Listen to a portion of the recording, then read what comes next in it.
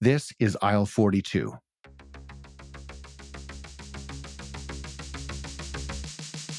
This is the final episode of season 1, and I'm going bananas. Insert laugh track here? No? Okay. In this chat with Jennie from Equifruit, we dive into the complexities of the global banana supply chain and the mission behind their fair trade business model. Jennie takes us behind the scenes of conventional banana farming practices and how they've contributed to low wages, poor working conditions, and environmental harm. Her solution? It's simple. If the average household would be willing to spend an additional $10 a year on bananas, we would make a significant impact on farmers' lives, ensuring their fair employment, safer working conditions, and environmentally responsible business practices. How's that for a teaser? We even talk about retailers like Walmart and Longo's, and how grocery stores can have a massive impact on this polarizing category. Okay, let's get into it. Here's Jennie from Equifruit.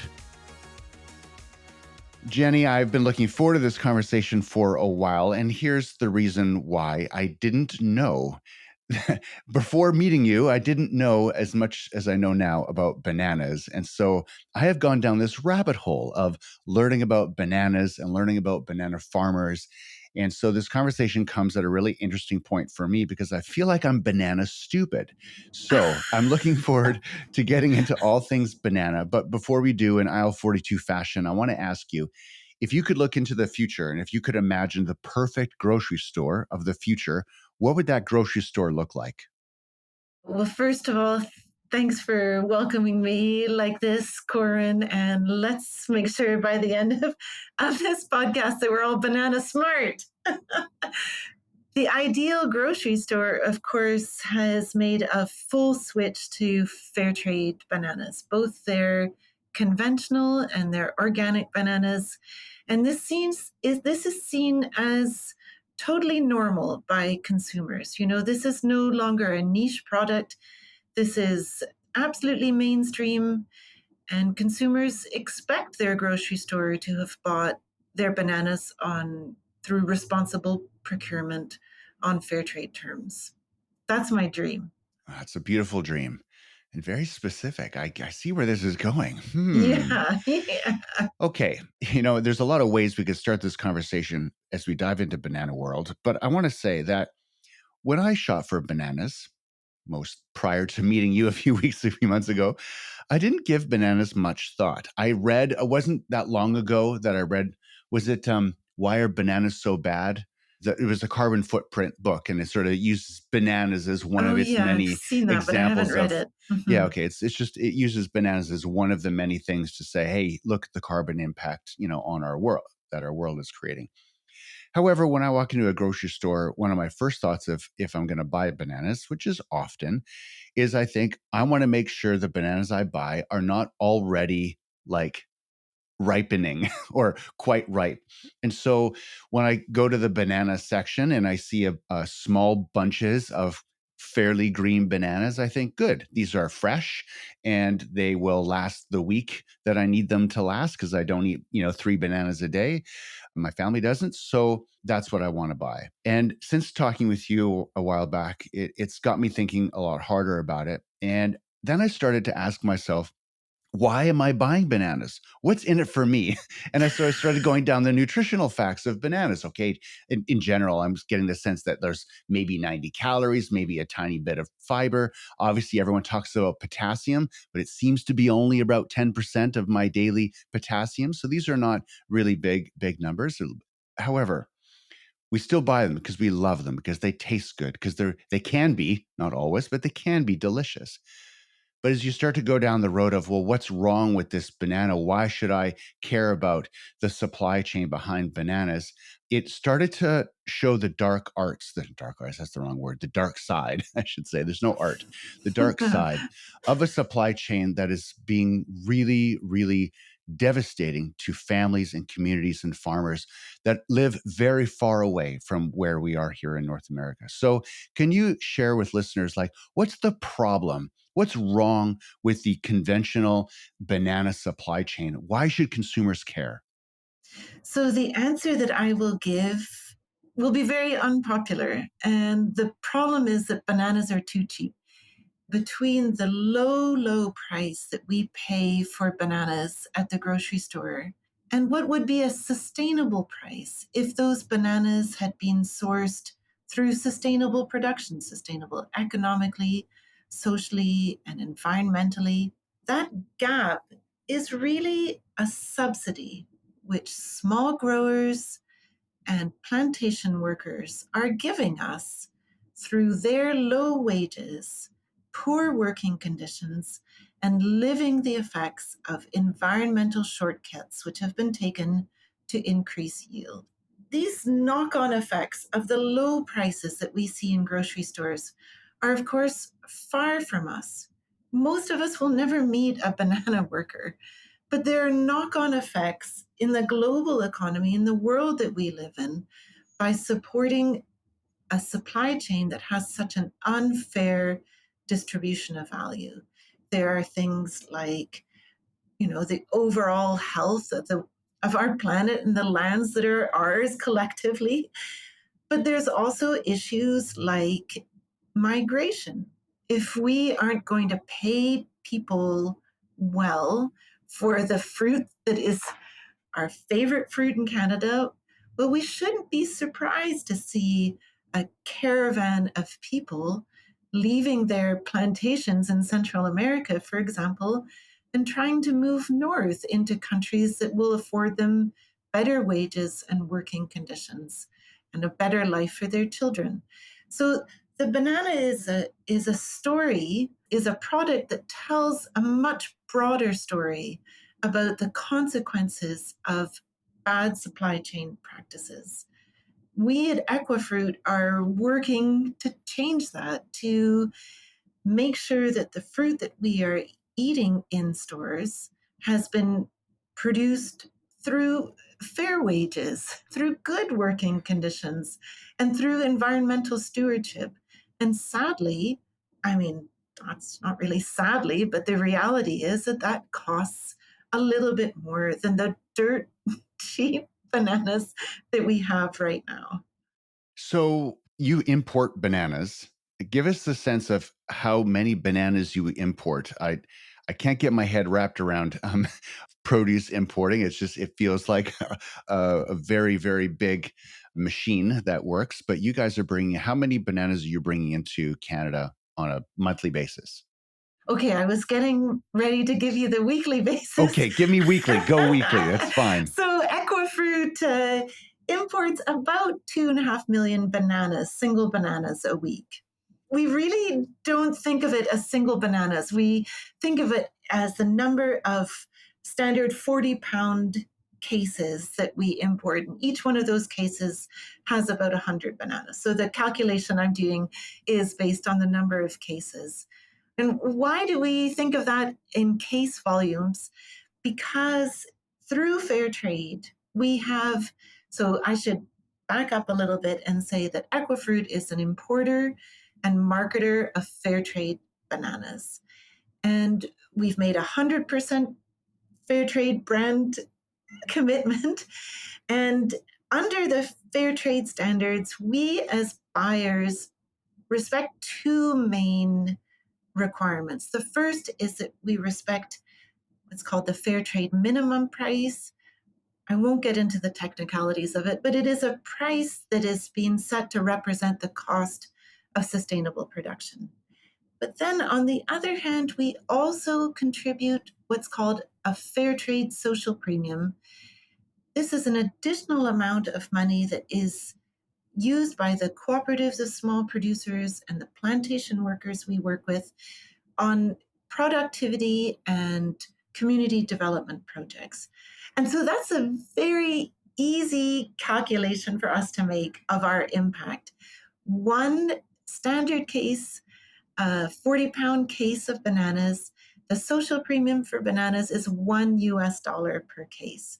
That's why it's very easy for us to think about life in terms of cases. We are very mission driven, we are very impact driven. We want to sell not 2.5 million bananas a week, we want to sell 250 million bananas a week, because the more we sell, the more of those cases that we sell, the greater the impact we are going to have back with fruit growers at origin. That's amazing. And when it comes to, you were very proud. You lit up like a Christmas tree when you said fair trade in that last answer. And can you just speak to what is it about fair trade banana growing that is stands in such stark contrast to commercial grade banana production? Fair trade is a response to the 100-year-old business model that we basically all know through those low prices at the grocery store. Prices based on a founding business model which paid very little for labor, almost nothing for land through the political machinations of the founding banana companies, and with, no regard really for the environment, cutting down virgin rainforest or other. And unfortunately, that is more or less still the same business model that is used now. We advocate for shared responsibility in banana production. This means that we can't sit up here in Canada and poo poo the way bananas are grown, along that model, unless we are willing to have a part in that. And basically, that means paying more per case of bananas so that there's a flow of those funds to pay for living wages, to pay for, such health, occupational health and safety on the plantation for workers, to pay for growing methods that reduce pesticide use, therefore reducing the carbon footprint, for example. And so that's really what fair trade is about. It's standards that incorporate respectful trading arrangements between a buyer and a seller and support sustainable production, and do so at a cost, at a price that has enough wiggle room to pay for those things. That's really how fair trade is changing the banana industry. It is requiring us in Canada to be part of that responsibility for a change in this major agricultural supply chain so that there's a more fair distribution of value along that supply chain. And when it comes to flavor, first off, I'm aware awkwardly that there's a lot more varieties of banana than I ever realized. And I don't see many of those varieties up here in Canada or in other places where I've traveled. But my question is flavor. So when we talk about, like the texture or the different things that people appreciate about their bananas, are the bananas that you guys are bringing in, do they look different? Do they taste different? Do they perform different in baking or smoothies? Don't answer that question. But what's the difference? They perform differently in that they're the only banana that you should buy. They're the only banana that supports sustainable farming. Fair. That's their superpower. It is the same variety. Almost all of the bananas that we eat are the Cavendish variety. The supply chains that have been built for this product have been built with this specific variety in mind. The packing, the cold chain, that means the way the bananas are transported from origin to our grocery stores here, the ripening process, all of that has been done with the Cavendish banana in mind. And our banana is also the Cavendish. So we're very aware of interest and demand for other varieties. Right now, I have to admit that we're also bringing in the Cavendish. And if you're looking for a change in taste with our bananas, well, the cynical might say that there is no change in taste.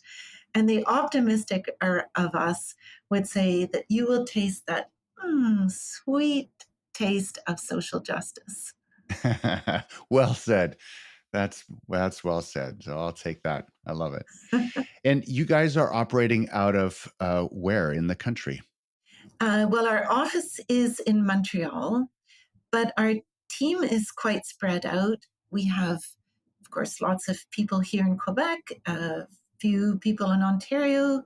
We have one person in Alberta.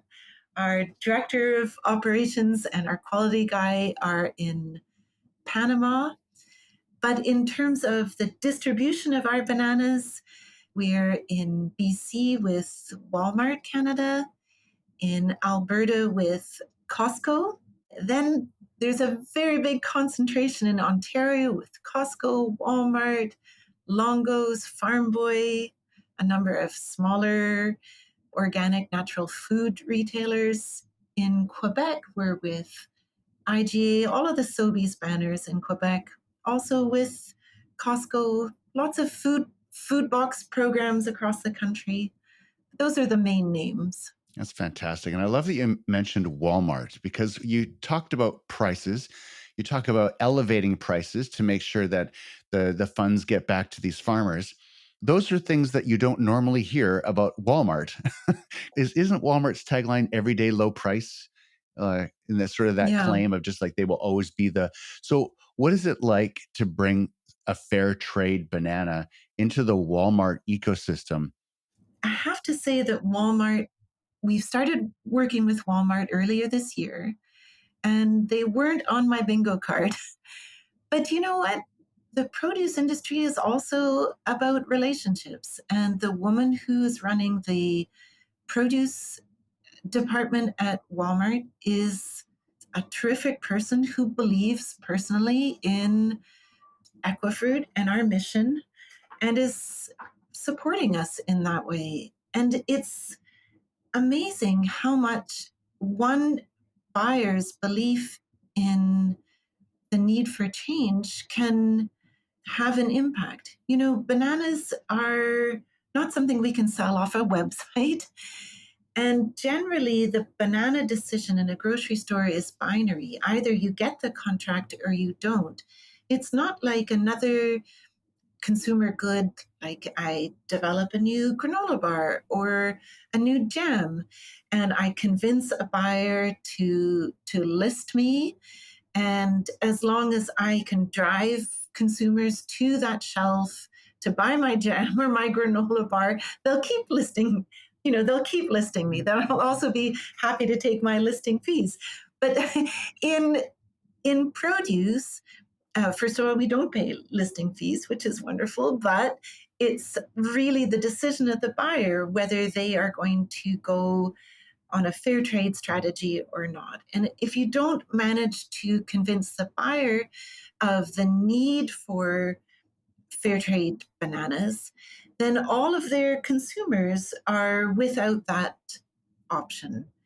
And so we call those buyers who get it, who've opened doors for us and therefore for their consumers too, we call them banana badasses.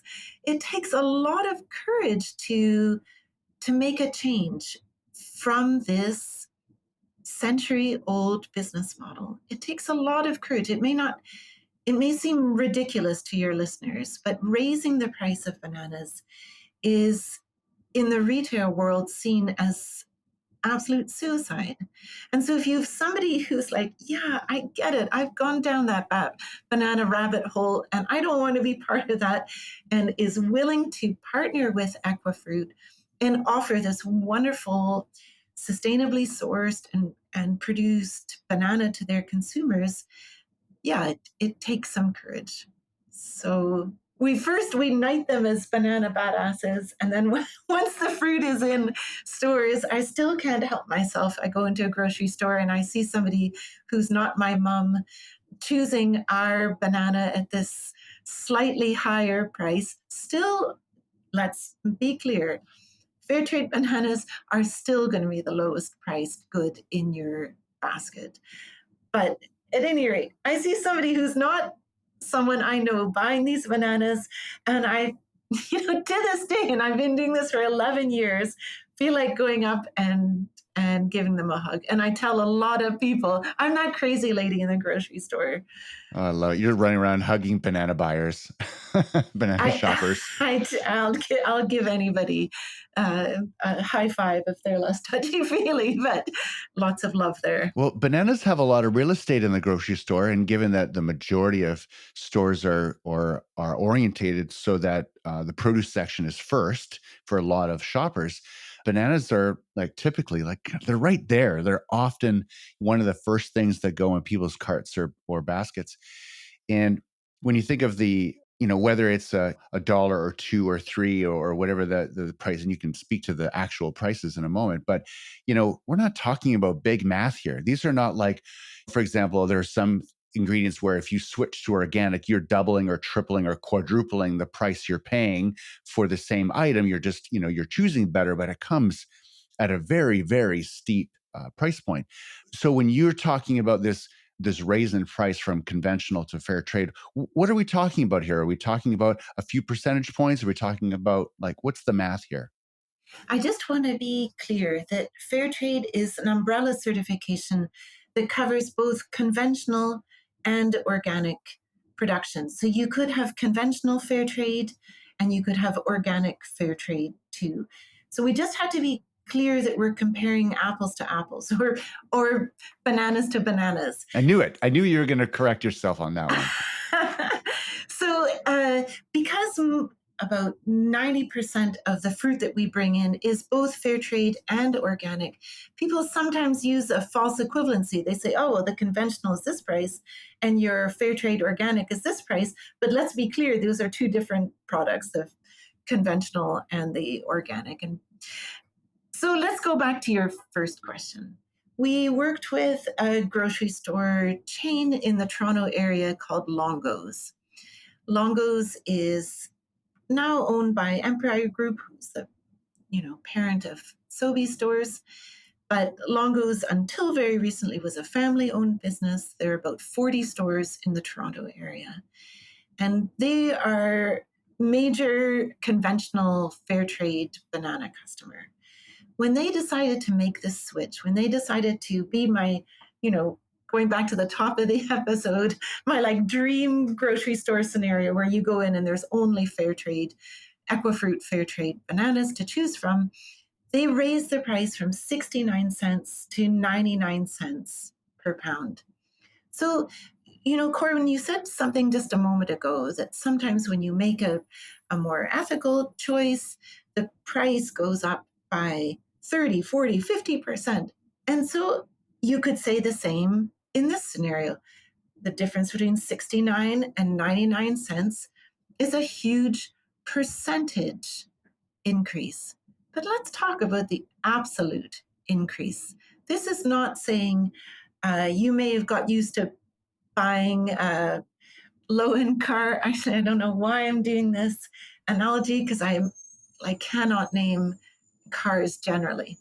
So everybody in your head, think of a low-end car and then think of a fancy car and think of the difference in price, what that actually means to you in your pocket. But let's think about what that difference between 69 cents per pound and 99 cents per pound means to the average Canadian's pocket. We each in Canada per capita eat about 15 kilos of bananas per year. 15 kilos is 33 pounds. So let's say that we're looking at increasing the price per pound by 30 cents from 69 cents to 99 cents.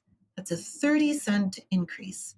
Now let's multiply that 30-cent increase by the 33 pounds that we're each eating per capita, and you will find out on your calculator there that that's less than $10 Canadian over the course of a year. It is small change on the grocery bills of most people. And I understand that there are people in Canada living with food insecurity, but we have so few fair trade bananas as a percentage of total market share. There are many, many more people for whom this price increase would be well within their means. And that small price increase to us has such an impact at origin. It really is, as I said earlier, we really believe that the fair trade standard should simply be the basis, should simply be the framework that buyers use to buy bananas. And we hope that they do that through the Equifruit brand and our team's crazy marketing.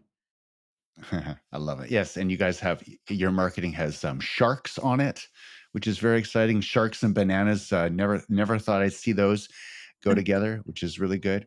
Speaking of marketing, let's go back to our.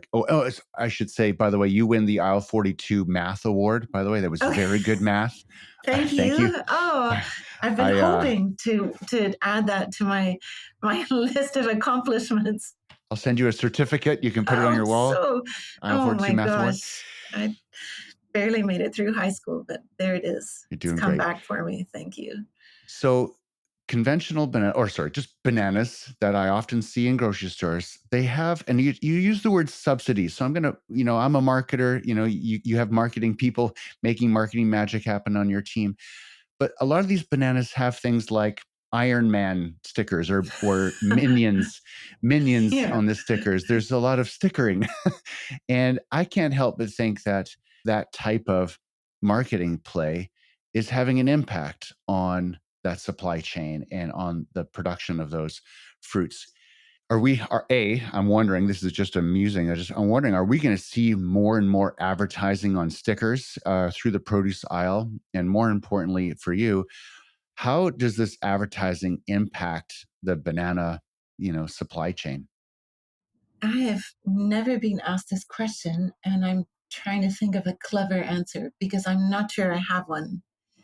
I'm not sure whether there are any effects really in the banana supply chain or if this is just a way to draw attention to the fruit here in North America. It's a pretty good marketing deal. Like, like someone's paying a lot of money to have a minion on every banana, like all these bananas. Not every And banana, every but a lot of murder bananas. banana. Yeah. There has not been a lot of innovation in produce generally and bananas specifically. Most of the marketing, I should say, is just done on price. And I think that those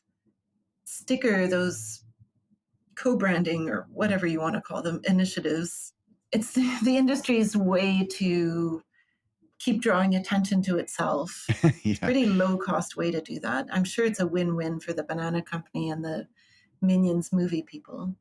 Our innovation at Equifruit is paying people fairly. How about that? Let's celebrate that. Yeah, let's celebrate that. And so our marketing is we go through humor.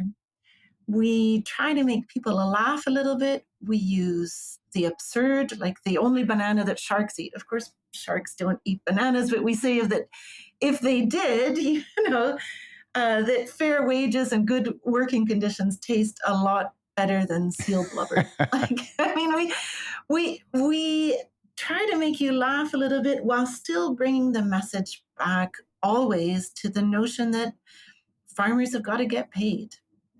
And it seems crazy. I do a lot of lecturing on bananas and fair trade and sustainable supply chains and marketing a social product and so on. And I always feel a tiny bit embarrassed that I'm like, so what are you doing differently? We're paying people fairly. How's that? How can that be innovative? We pair that ethical business model with this crazy marketing. And fortunately, we're finding success. And success for us is having impact in the banana industry. Just today, I got a LinkedIn request from the chief marketing officer at one of the big banana companies. And he wrote to me, congratulations on your work to make a more sustainable banana industry. I could find it. I just can't remember the exact words. I was floored. You know, we are being seen out there. We're a small Canadian company. We're women owned. We're a B Corp. And our biggest competitors are these massive big corporations. And they're starting to think, hey, maybe this innovation and this way of communicating of Equifruits is something we should jump on. And that's very, very gratifying. Yeah, I agree. And that's remarkable. It's quite a moment, to be honest. You know, we say a little bit tongue in cheek, given our size, that our vision is global fair trade banana domination. We are going to get there. Only 4% of the world export market is bought and sold on fair trade terms. And we just can't accept that. And if we are true to that vision beyond the mission of Equifruit, our specific company, but you know, where do we want the world? What do we see what is the most pure state of the world in the banana industry? For us, it's a banana industry where 100% of that volume is bought and sold on fair trade terms. And so if we're true to that, then that major banana company who writes to me, even though, of course, I want all of that fair trade banana volume to be going through Equifruit and through our brand, I have to also want for them, those major banana companies, to change their business model too, so that there is impact, so that across the industry there is this fair distribution of value. That's part of the burden of being a values-based entrepreneur is that you are also pulling for your competitors for them to do a better job because you believe so deeply in the health and wellness of those that are producing the bananas. So that's wonderful. Well, I'm so glad we had this conversation. I'm excited to find your bananas in more and more places out here in the West, but I know that and if there's any relationships I can lean on to help make that happen, I certainly will. And appreciate so deeply all the work that you and your team are doing. And I agree. Let's take care of these farmers. Let's have bananas in our homes and in our lives that are priced appropriately and grown in a way that we can all be really proud of. Thank you so much, Corwin. If anybody wants to give us a helping hand on our website, which is equifruit.com, we have pre-populated emails you can send to your favorite grocer if you don't find any fair trade bananas there, and you can ask them to stock those. You can be part of the solution. That's the thing that's lovely about this, is that it's a very, very low, easy way to be part of the solution. That's a grassroots banana movement. Yeah, for sure. Let's build that. Come be banana badasses with the I love it. Equifruit team. You be the math star. I'll be the banana badass. I'll work on that. Deal. Thank you for your time. Thank you, Jennie. Thank you. Thanks for listening to the season finale of Aisle 42. The next time you grab a bunch of bananas, take a beat and ask yourself, are these the bananas you're looking for? These are not the droids you're looking for. Okay, man, I need a vacation. Okay, so season 2 starts in January and I've got lots in store for you. For example, in addition to these interviews with food and beverage leaders, I'm also adding a new segment called Food Crimes. It's my chance to be outraged and to rant with a co-host about food-related travesties that hit the weekly news cycle. In case you missed it somewhere over the last 42 episodes, I'm Corbin Hebert. We are Ethical Food Group, and let's be clear, there's no mystery in any of this. The future of food starts with you and me.